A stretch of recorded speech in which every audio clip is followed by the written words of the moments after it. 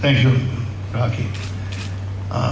Quite a day, and where to begin? I do have some notes, but let me just, before they're all gone, thank the reenactors who came from various places today to be with us during this celebration of Ed's life. So there's Victor Verano, Sean Conejas, which is probably not right. Conejos. And Gordon? Jeff Gordon. Thank you. One's from Pennsylvania, one is from Chicago, and one is nearby. So thank you.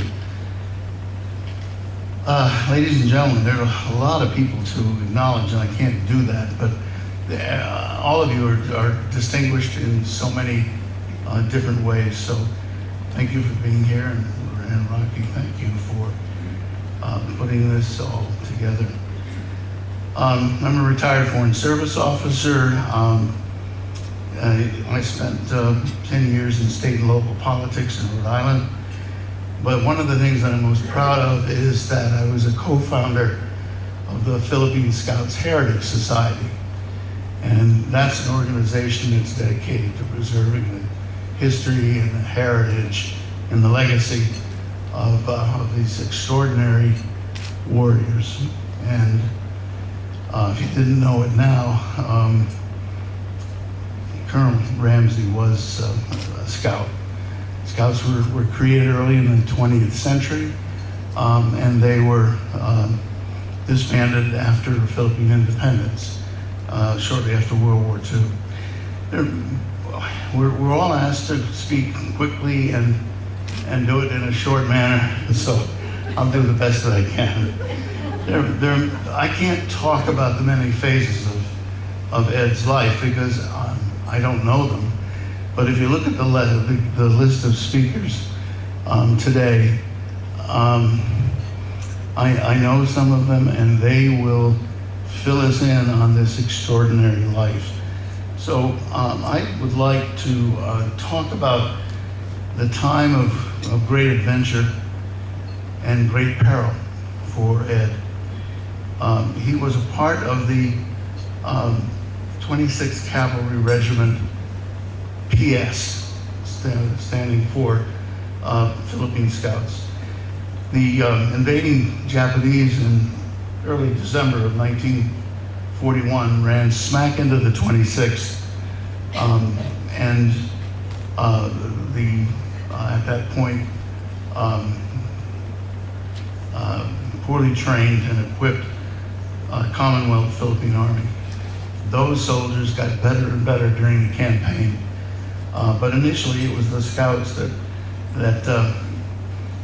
were the main vehicle for holding the Japanese, while all of the other troops, Scouts and the Philippine Army retreated into Bataan. Many of you know the story of Ed's leadership and heroism. It's told in the book Lieutenant Ramsey's War that Ed co-authored. And if you haven't read that, I urge you to get a copy. And I think it's still in print as a paperback. By the way, up here you will notice there's a DVD called Forgotten Soldiers. That's about the Scouts. And it was produced and directed by Don Plata, who sits here. And I don't know if you brought any DVDs with you, but you did. All right. So I urge you. And to put another plug in for the Scouts, if you have nothing better to do, Google Philippine Scouts. And the second item up on the list is the Philippine Scouts Heritage Society, where you can learn a lot more about these extraordinary soldiers. And Chris Schaefer was a big part of the film Forgotten Soldiers. Did and is still doing a lot of the marketing, writing a book, a companion book.